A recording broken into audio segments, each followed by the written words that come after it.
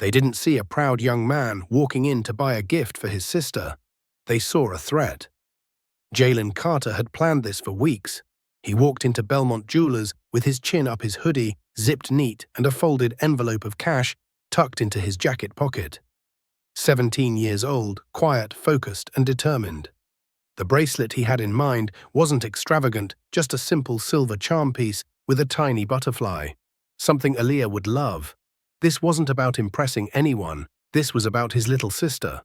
Her birthday was coming up, and Jalen had worked double shifts at the local rec center to afford it. Clean money. Hard work. Every dollar saved with care. If you've ever had someone look at you and decide you don't belong, comment, "I earn my place every day." Because Jalen did, and he was proud of it. The store bell jingled as he stepped inside that delicate sound of luxury, interrupting the quiet hum of a high-end jewelry shop. Light refracted off spotless glass displays. Velvet trays cradled gold earrings and polished stones. It was the kind of place where even breathing too loudly felt like a crime. Behind the counter stood a middle-aged white woman with perfectly ironed hair and an expression like lemon juice, tight and sour. Her name tag read Margaret, but she didn't say hello.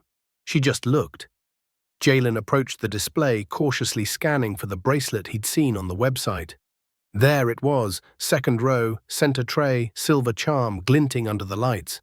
"Excuse me," he said, voice steady, polite. "Could I see that bracelet, the one with the butterfly charm?" Margaret blinked. "Do you know how much it costs?" she asked, her tone measured but not friendly.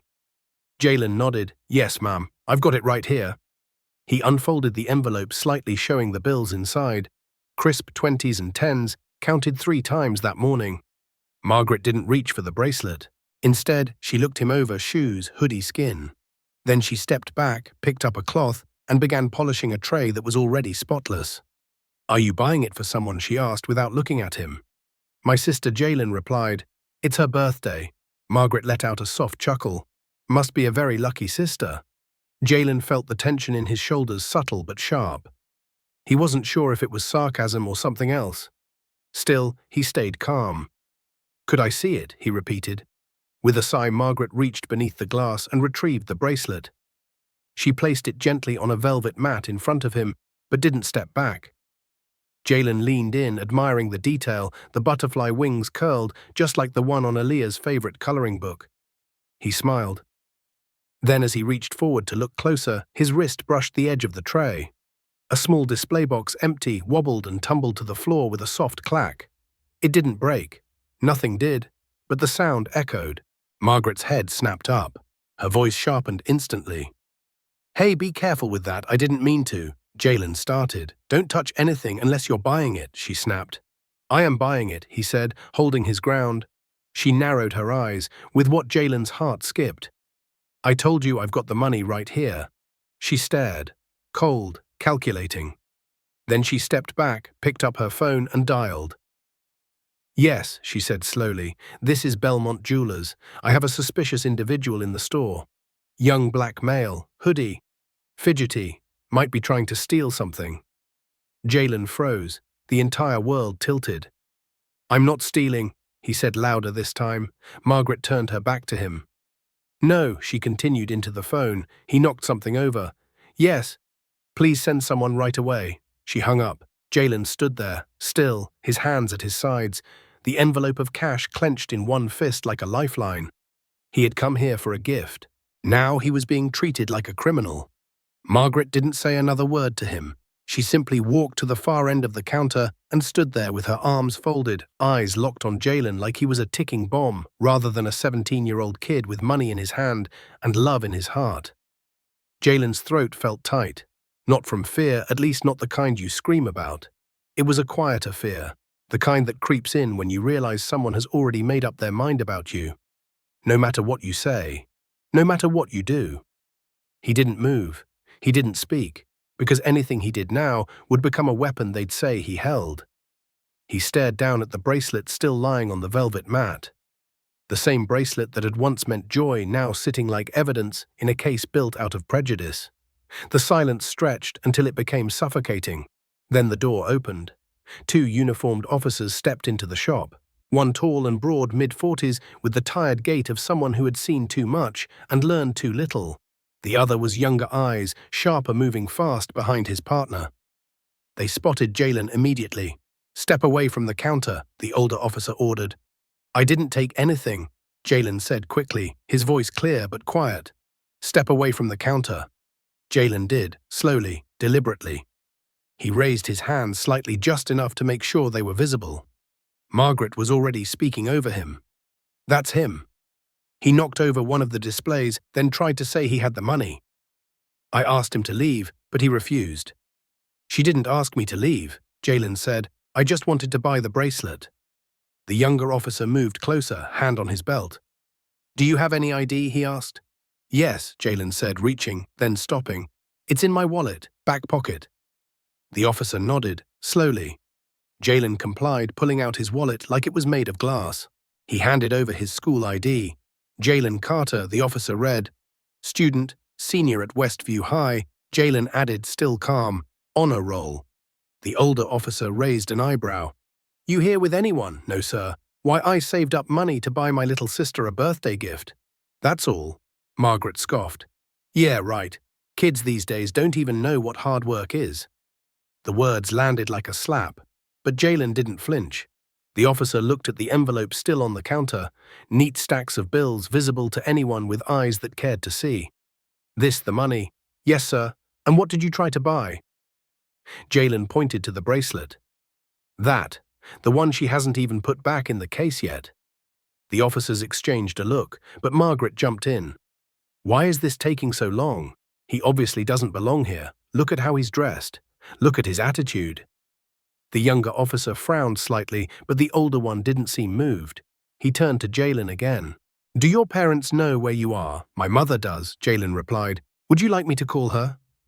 Margaret rolled her eyes. What's she gonna do, show up and yell at everyone? Probably just another public defender or social worker trying to spin this into a lawsuit. Jalen said nothing. He just reached into his pocket, pulled out his phone and dialed. The phone rang twice before it was answered. "Hi, Mom," he said. "I need you to come to Belmont Jewelers. They called the cops on me." A pause. Then he added, "Yeah, please bring your badge." He ended the call and looked up. "I'll wait." Margaret looked confused. The younger officer blinked. The older one seemed to suddenly sense he might be on the wrong side of something he didn't understand yet. But it didn't matter, because Simone Carter was on her way. And the story they thought they were writing was about to be torn apart, page by page. 15 minutes later, the air inside Belmont Jewelers had shifted. Not by force, not by volume, but by presence. The shop door opened with a sharp chime, and in walked Special Agent Simone Carter. She wore no uniform, no weapons, just a crisp navy suit and a simple leather case tucked under one arm. Her walk was precise, her gaze unflinching, and hanging from her neck, shining against her blazer, was a Department of Justice-issued badge, FBI, Chief Civil Rights Division. Every person in the room went still. Margaret's posture stiffened immediately. The officers, especially the older ones, straightened like schoolboys caught cheating. Jalen, still calm but visibly relieved, took one step toward her. "Mom," he said softly. Simone didn't smile, not yet. She looked at her son, then at the officers, then finally let her gaze settle on Margaret. "Which one of you called the police?" she asked. Margaret blinked. I did. He knocked something over and you made the call," Simone confirmed, cutting her off. "And what exactly did you report?" Margaret flinched slightly. "That a suspicious male was trying to steal jewelry." Simone tilted her head. "Did you see him take anything?" "No, but he was acting nervous and fidgety. He dropped something." "His behavior, was he aggressive?" "No, but did he raise his voice?" Margaret hesitated. "No." "Did he threaten you?" "Of course not." She snapped, suddenly defensive. "But we have protocols." Simone took one step closer, her voice dropping in tone but rising in gravity. "Your only protocol was fear. Let's not pretend it was anything more noble than that." The younger officer cleared his throat. "Ma'am, we were just responding to a report." Simone turned to him. "Responding is fine. Escalating without asking questions is not." The older officer opened his mouth to protest, but Simone didn't give him the chance. "Let me be perfectly clear. I'm not here as this boy's mother." She reached into her jacket, pulled out her credentials and flipped them open with calm authority. I'm here as the federal official who oversees the Civil Rights Abuse Oversight Board, and what I just walked into looks dangerously close to profiling. Margaret's face turned pale. Simone turned to Jalen, scanning him quickly, checking, confirming, assuring herself that no harm had been done beyond what couldn't be seen. Then she turned back to the store. I'd like to see your security footage, she said to the manager, who had emerged silently from the back, eyes wide with fear. We do have footage, he stammered. 5 angles, from the entrance register and the display cases. Perfect, Simone said, placing her case on the counter. Let's review. They moved to the small office in the back. Simone, Jalen, the manager, and both officers crammed into the narrow space, while Margaret lingered in the hallway, frozen. The footage played. First, it showed Jalen entering calmly, then browsing, then pointing politely to the bracelet, then Margaret ignoring him, then reluctantly retrieving the piece. Then the slight nudge of a velvet box to the floor. Then her call. Then Jalen's hands visible, still respectful. Not once did he raise his voice. Not once did he touch anything outside the counter space. Not once did he act like a thief. The video ended. Silence followed. Simone turned to the officers. Do either of you see behavior in that footage that warrants detainment? Neither responded. She turned to the manager. I expect a copy of this video emailed to my office before close of business today. I will also expect a written incident report and the employee's call transcript. Yes, ma'am, he said quickly. She turned and walked out of the office without another word. Margaret was waiting in the hallway, her lips parted like she had something to say. Simone didn't slow. If you're thinking of apologizing, she said as she passed, save it. You didn't just insult my son, you insulted the idea that someone like him could belong here. Margaret didn't respond. Simone reached Jalen, who stood near the door. She placed a hand gently on his shoulder. You ready to go? He nodded. Together they walked out into the daylight. No cuffs, no arrests, no shame, just silence left behind like broken glass.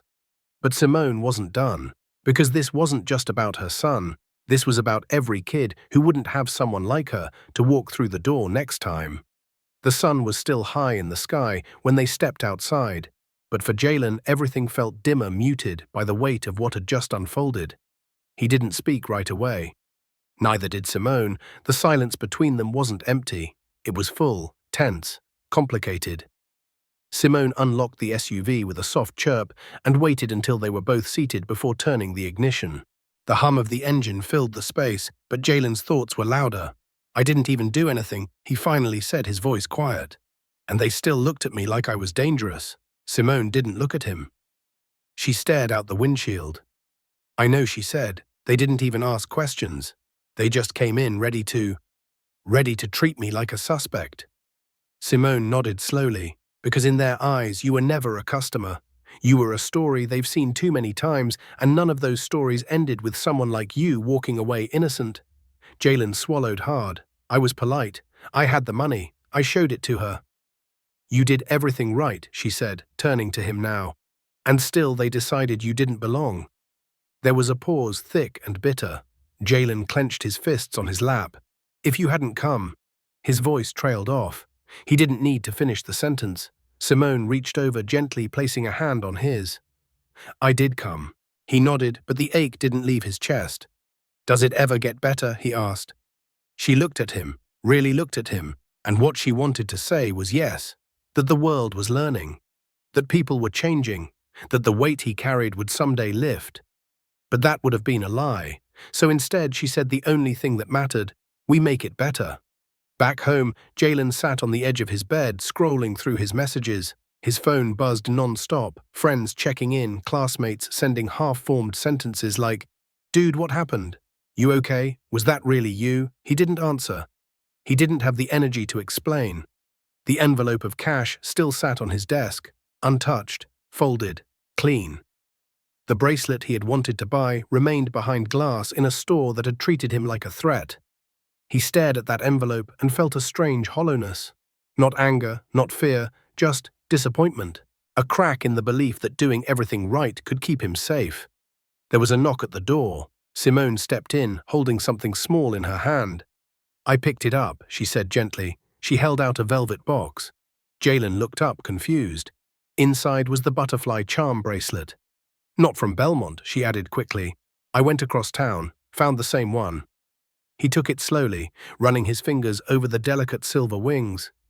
I wanted to get it myself, he murmured. I know, Simone said, and I wish the world had let you. Jalen nodded, the weight of that truth sitting heavy in his chest. He looked up at her eyes, quiet but firm. I want to do something. Simone tilted her head. What kind of something? I don't want this to just go away. I want people to know. I want them to see what it's like when someone like me walks into a store and gets treated like a criminal for breathing. Simone didn't smile. She didn't flinch. She simply nodded. Then we'll make sure they see it. The next morning she drafted a public statement, not from a place of rage but from resolve.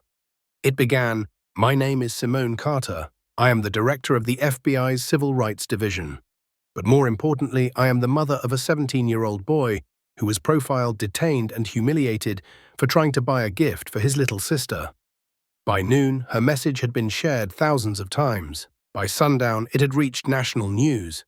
By midnight, it had become a spark, because what started with silence was about to make noise.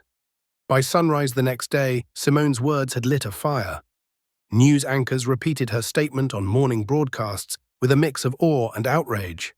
Social media threads exploded, some filled with solidarity, others laced with denial.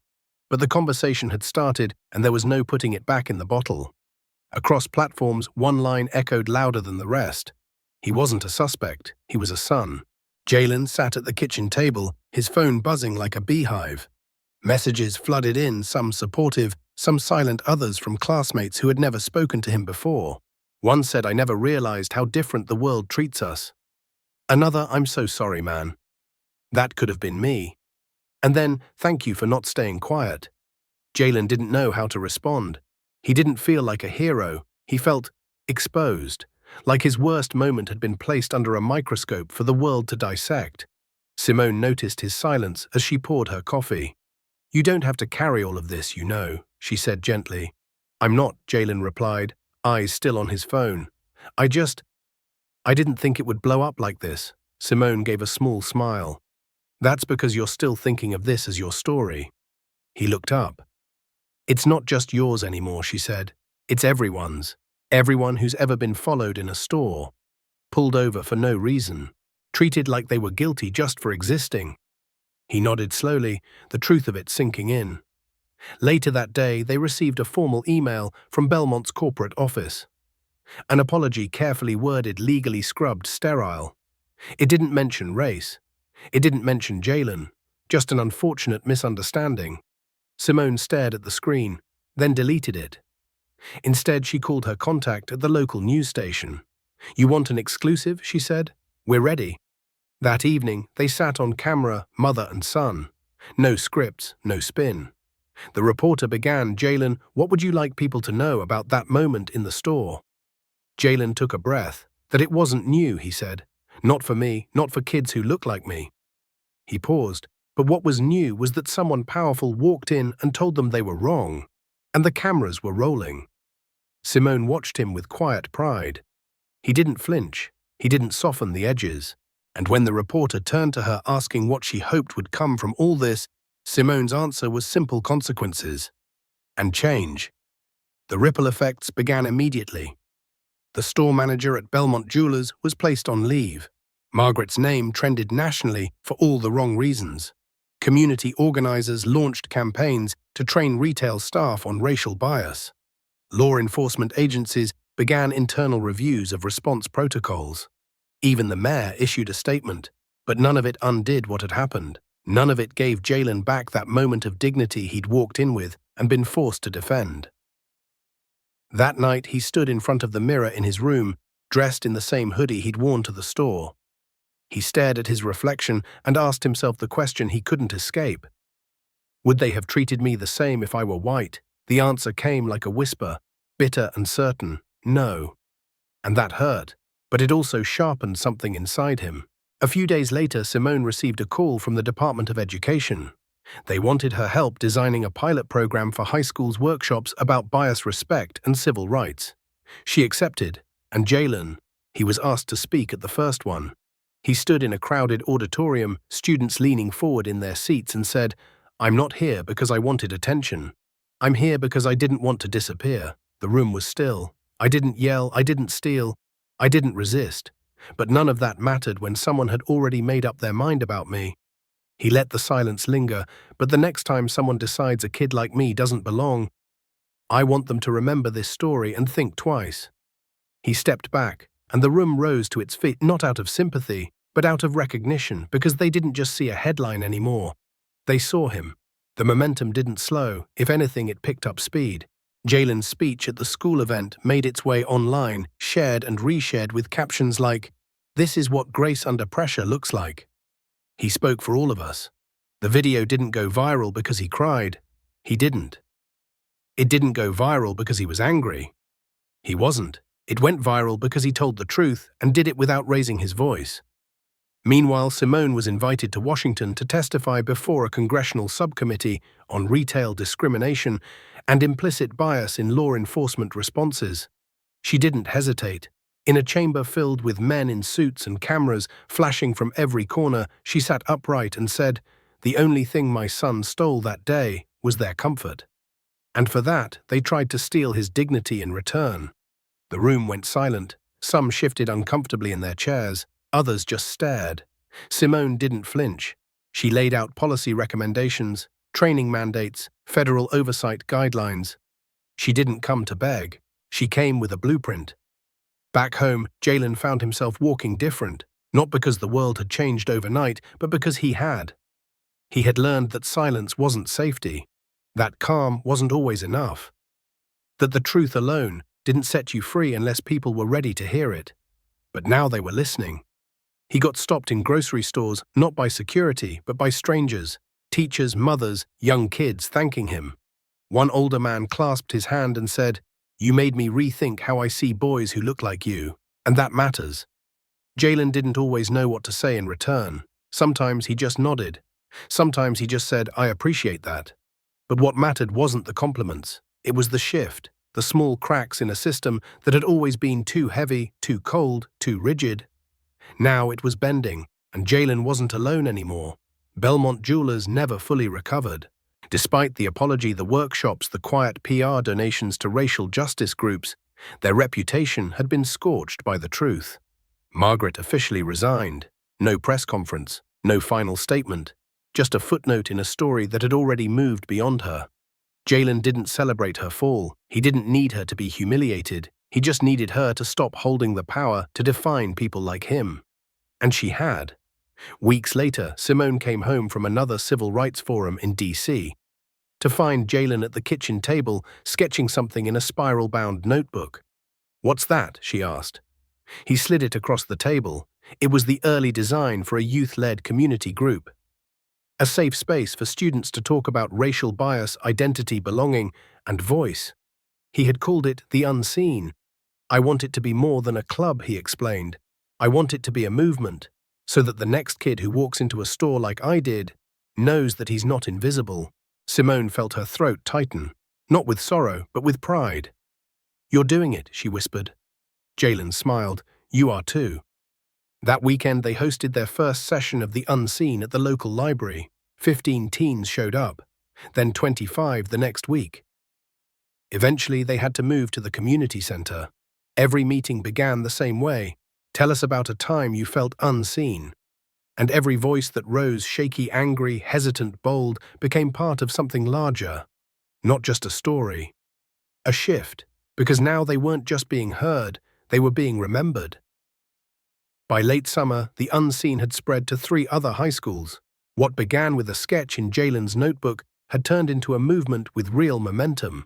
Local press started showing up to meetings. Teachers offered extra credit to students who participated. Even a few police officers off duty and dressed in plain clothes quietly attended the back row just to listen. No one asked them to speak. No one needed them to. The power was in the listening. At one session, a Latina girl named Marisol stood up and shared how she got stopped at a department store every time she carried a designer bag. Not once, not twice, but 6 times in 1 year. Her voice cracked, but she didn't cry.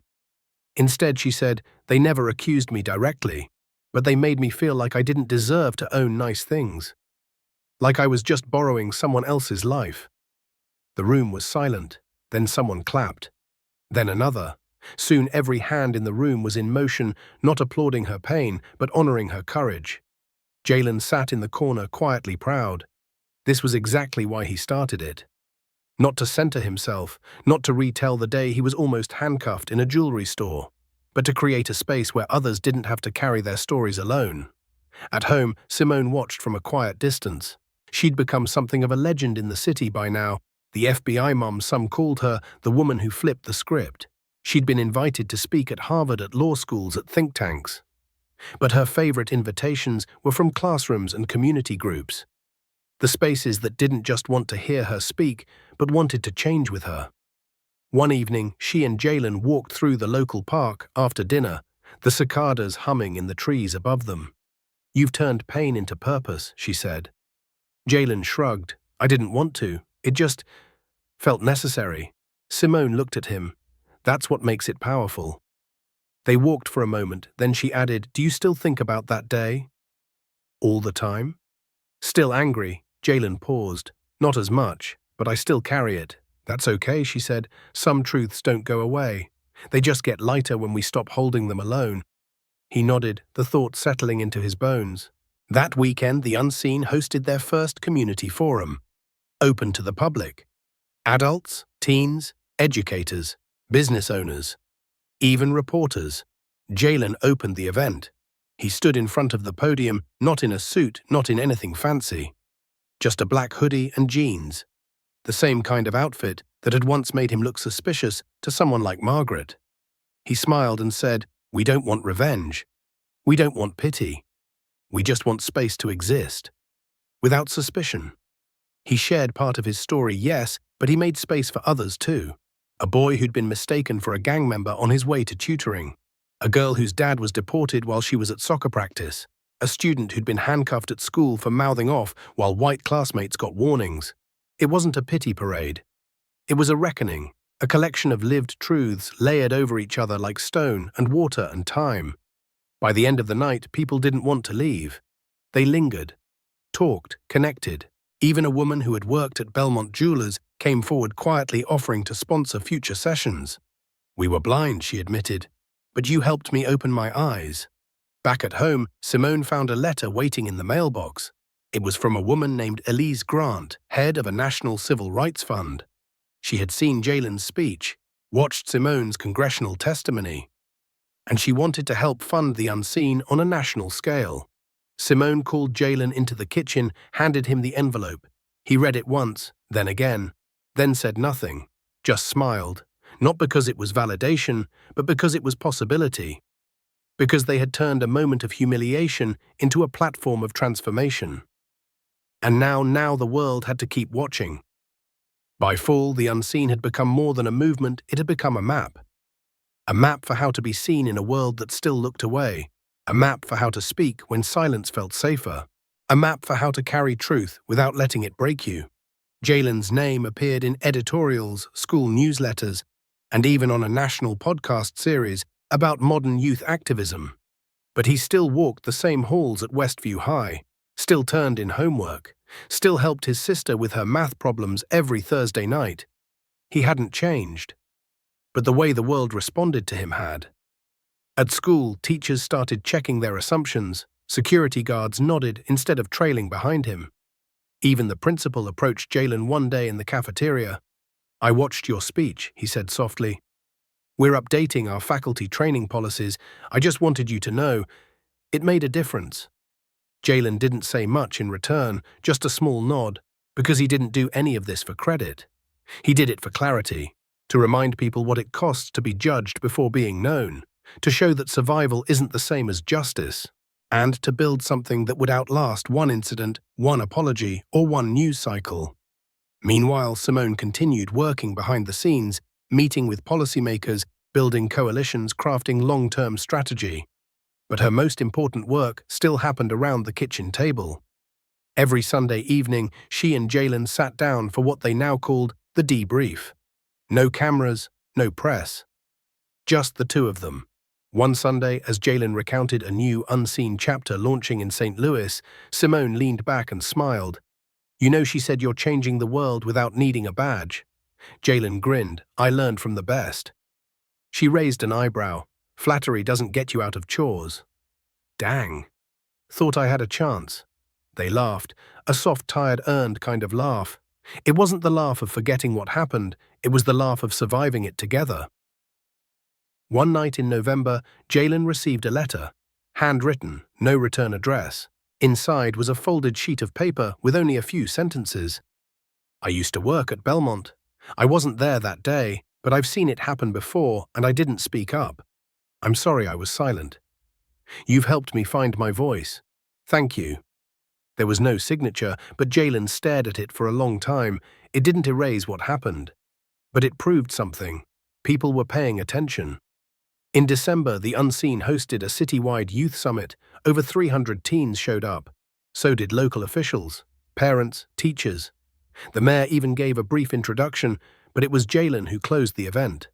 Standing center stage, spotlight warm on his face, he took a deep breath and said, "They called the cops on me because they thought I didn't belong. Now I'm building rooms where we all do." He looked out at the audience, rows and rows of faces, each one carrying their own unseen story. "I used to think power looked like a badge or a suit. But now I know power is truth spoken out loud in rooms that weren't made for us. We didn't start this because we were angry. We started it because we were tired. Tired of being misread, tired of being feared, tired of being erased." He paused. But not anymore. The room exploded into applause. People stood, some wiped tears, others simply nodded, overwhelmed by what they had just witnessed, not a victim's speech, but a survivor's declaration. That night after the event, Jalen stood alone under the winter sky, watching his breath fog in the air. Simone joined him quietly, wrapping her coat tighter. "You did good," she said. "So did you." They stood in silence for a long time, looking up at the stars.